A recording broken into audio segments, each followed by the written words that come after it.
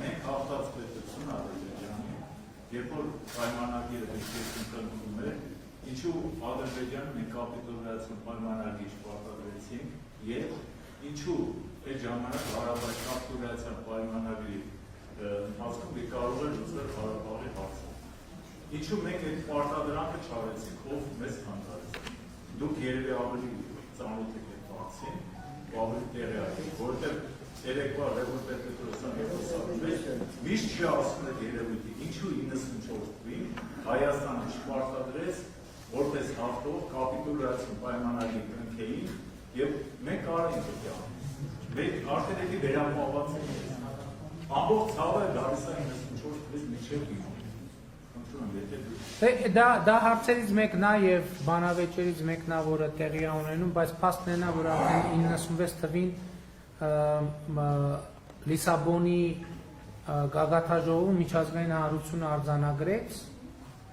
Հայաստանը ըստ էության մենակ մնաց, որովհետև Լիսաբոնի գագաթնաժողովում արձանագրվեց, որ Ղարաբաղի հարցը պետք է լուծվի Ադրբեջանի տարածքային ամբողջականության շրջանակներում։ Գիտեք, 94 թվին կարող էր այլ կերպ լինել, այլ թուղթ ստորագրվեց, քան ստորագրվել է։ Ես մի քիչ կդժվարանամ ասել, բայց մենք շատ ուշադրությունից վրիպել է, բայց 94 թվի զինադադարի հրադադարի պայմանագրից հետո եւս մի պայմանագիր է կնքվել, որը եղել է Ղարաբաղի հարցի կարգավորման մասին, որ մենք հրադադարը պահում ենք մինչև Ղարաբաղի հարցի բանակցային կարգավորումը, որը ըստ էության չի պահվել եւ չի իրականացվել, եւ այդտեղ իհարկե երևի հարցեր կան, բայց այդ հատվածի հետ կապված ես շատ մանրամասն չեմ կարող ասել, բայց ես ուրիշ բան կարող եմ ասել։ Օրինակ, երբ որ 97 թվականին, 97-98 թվականին Ղարաբաղը բանակցային process-ից դուրս թողնվեց, դա կոպտագույն եւ մեծագույն սխալ էր եւ պարտություն էր։ Որովհետեւ ես իմ կարծիքով անկյունակարային խնդիրներից մեկը դա էր, որովհետեւ եթե օրինակ միջև հիմա Ղարաբաղը լինել բանակցային սեղանի շուրջ, դա բոլորովին ուրիշ իրավիճակ կլիներ։ Բայց եւ ընդ որում 97-98 թվականին Հայաստանը կարող էր ուղղակի ասել չեմ բանակցում, ուղղակի չեմ բանակցում, որովհետեւ այդ ժամանակ Ադրբեջանը ոչ ուներ այդ ուժը, ոչ այդ թափը, որ փորձեր ռազմական ճանապարհով լուծի։ Այդ ժամանակ այդ հարցում Հայաստանը կարող էր իր կամքը առաջ մղել եւ դա չի արվել եւ չի արվել մի պարզ պատճառով։ Գիտեք 97-98 թվականին ինչ process-ներ էին Հայաստանում տեղի ունենում եւ ոմանք Ղարաբաղին ըստ էության ստացվում է Ղարաբաղին բանակցային սեղանից դուրս թողելու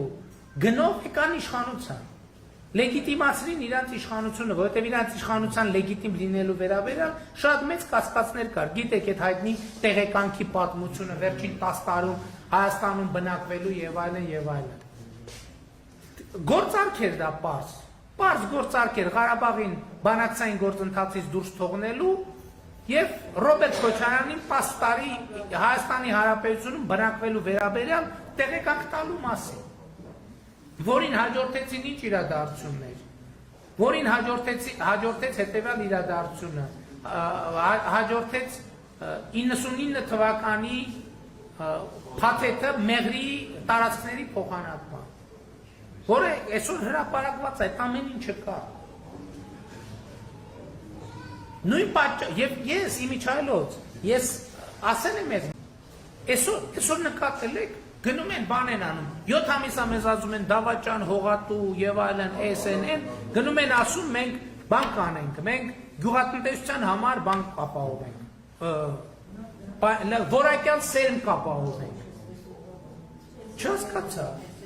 բա ինչ եղավ այդ պատմությունը այդ դավաճանության բանի մասին Հասկանում եք 7 ոչ մի բանի մասին չեն խոսել այս մարդիկ, խոսել են նրա մասին, որ դավաճան են սրանք հողատու են, կապիտուլյանտ են, հենց ընտրությունները նշանակվեց գնում են հավաքում են ժողովրդյան դե սերմացուն կբերենք, սալարկեն կբերեն, դե գիտեք էլի բրիզը բաններ կա, է մոռացաք, բացեք Ղարաբաղի հարցում ինչ է, ինչ 99 թվին է, ինչ Մեղրի եք փոխանակում, 7 ամիս ասում էին, վայ Մեղրին տալիս է, Սյունիքը տալիս է, Միջանցքը տալիս է Դուք եք այդ հաստատքները ձևակերպել, տվողը դուք եք, մենք երբեք, մեղրի, միջանց, այդպիսի հարցեր չենք քննարկել որևէ մեկի հետ։ Եթե այդպիսի թեմա է եղել, մենք այսօր ասում են բանը, այսօր այո եղել այդպիսի թեմա եղել է նաև նոյեմբերի 9-ի հայտարարության նախագծերից մեկում։ Թեմա է եղել 7 բանի յուղերի վերադարձի վերաբերյալ։ Ես հստակ եւ դա կարող եմ ապացուցել, որտեղ անհրաժեշտ է։ Կարող եմ ապացուցել։ Ես ասել եմ բացառված այդպիսի թուղթ ես չեմ ստոր, ինչ ուզում ալինի, չեմ ստորագրի ես այդպիսի թուղթ։ Եվ դա հանվել է։ Հիմա ես դες ուրիշ ասեմ, դիլեմաներ կա։ Հիմա օրինակ, որ այդ թուղթը չստորագրեինք, ինչ տեղի կունենա։ Ամսին։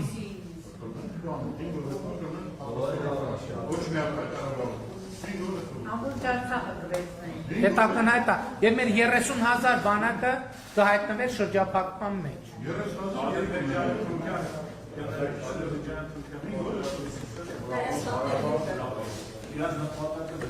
Բայց ժողովուրդ, ախր, հիմա ես բանը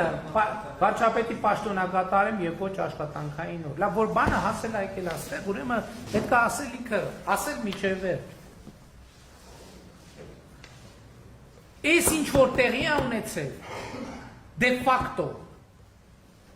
դե յուրե իրանց բանակցածն է 30 տարվա։ Հասկանում եք, ես ի վերջո պետք է մենք հասկանանք թե չէ։ Իրանց բանակցածն է, և ես սա կարող եմ ապացուցել, և ես սրա մասին խոսել եմ։ Հրապարակած է եղբայր։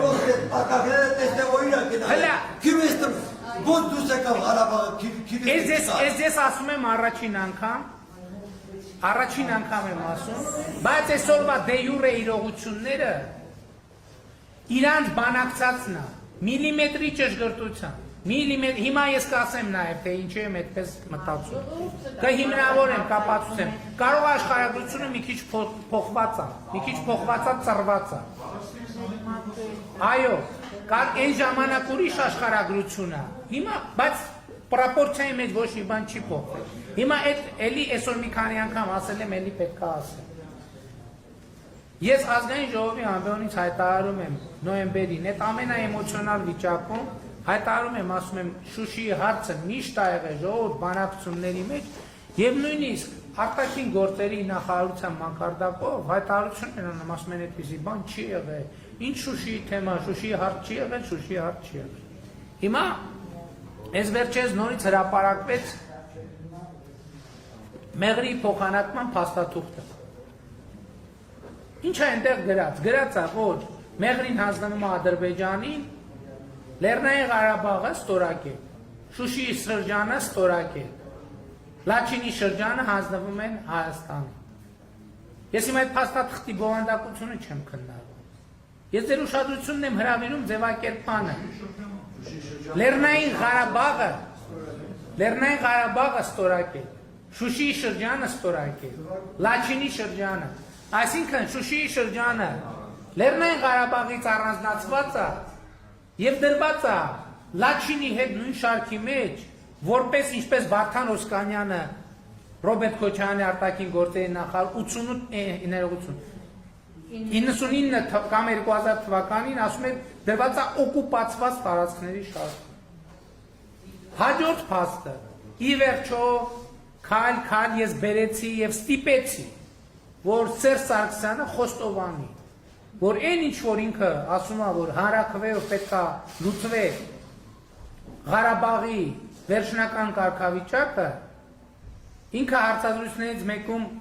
վրիպում թույլ, այսինքն վրիպում չէ, ստիպված է, օգտագործեց բնակչություն բառը, դες ասի դե եկեք հասկանանք ինչ է նշանակում այդ բնակչությունը։ Եվ իրանք խոստովանեցին, որ այդ բնակչությունը նշանակում է Ղարաբաղի հայ և ադրբեջանցի բնակչություն։ Հիմա 88 թվականի Ղարաբաղից դուրս է եկել 40,000 ադրբեջանցի։ Այդ 40 իրանց բանակցած փաստաթղթերում հղում է տրված մի փաստաթղթի, հետո այլ փաստաթղթի, հետո այլ այդ հղումների հետևից որ գնում ես, տեսնում ես, որ իրավական բազա է ստեղծված, որ ներքին տեղահանված կամ փախստական համարվի ոչ միայն նա որ դուրս է եկել այդ պահից այդտեղից, այլև նրա զավակը, հիմա այսօր Լեռնային Ղարաբաղի ադրբեջանցի բնակչությունը քանի հոգի է, ով կասի։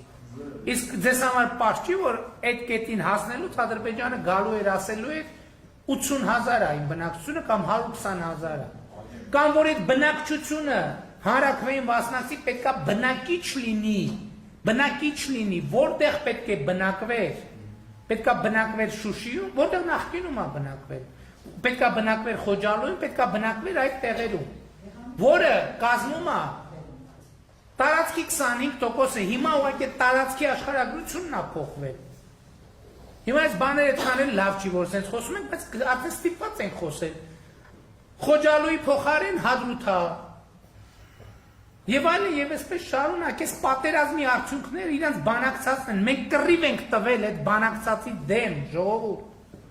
Կռիվ ենք տվել, հուսահատ կռիվ, չեմ ոնց որ ասում են։ Ոնց որ ավարայրի ճակատամարտում ենք հուսահատ կռիվ տվենք, այսպես էլ ենքան։ Այսօր եկել են էլի եմ ասում, Բաթումի եւ Ալեքսանդրապոլի պայմանագիր ստորագրող քաղաքական ուժը մեզ ասում է դավաճ է։ Մենք գնացեք այդ պայմանագրերի, եթե այնտեղ ստորագրել, ինչա որ ձեր կուսակցականներն են դավաճ, որ դաշնակցությունից են դավաճան չեն, որ քաղաքացիական պայմանագրից են դավաճան։ Բա միջև այդ պայմանագիրը քանի քառակուսի կիլոմետր է եղել Հայաստանը եւ ինչքանն են կորցրել։ Ինչի դավաճան չեն։ Այդ ոնց է իրանք դավաճան չեն, մենք դավաճան ենք։ Մի հատ ես բան եմ ասում էլի, ժողովուրդ։ Եկեք բան չանենք։ Եկեք մեզ ասում են դավաճան, մենք հիփ-հոփ։ Եկեք, ոչ։ Մի վախեցեք այդ բառից։ Դավաճան, եկեք տենանք ով է դավաճանը, շատ լավ։ Հողատու, եկեք տենանք ով է հողատու։ Կապիտուլյանտ եկեք տենանք ով է կապիտուլյանտը։ Համեց Գերեի վերջին բայց այնուց տեղից ուշանում մյուս ինժեներային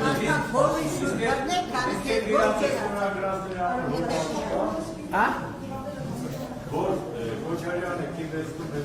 դրան Չէ, տեսեք, ստեղ նրբություն կա։ Այդ փաստաթղթերը իմիջիայլոց շատ կարևոր նրբություն կա։ Ոչ թե Հայաստանն է մերժել, այլ Ադրբեջանը։ Ադրբեջանն է մերժել։ Եվ երեք Լևոն Տեր-Պետրոսյանն այս պարագայում շատ ճիշտ բան մեկնաբանություն արեց, ասեց, որովհետև իրանք չեն էլ ուզեցին լուծեն հարցը, իրանք ժամանակը տեսել են։ Իրանք տեսել են Հայաստանում ինչ է կատարվում։ 99 թվին, 2000 թվին, 2005 թվին, 2010 թվին, 2013 թվին, տեսել են ինչ է կատարվում։ Ասել են ենա, դինամիկան մենք տեսնում ենք դեպի ուրագն, ինչ ենք շտապում։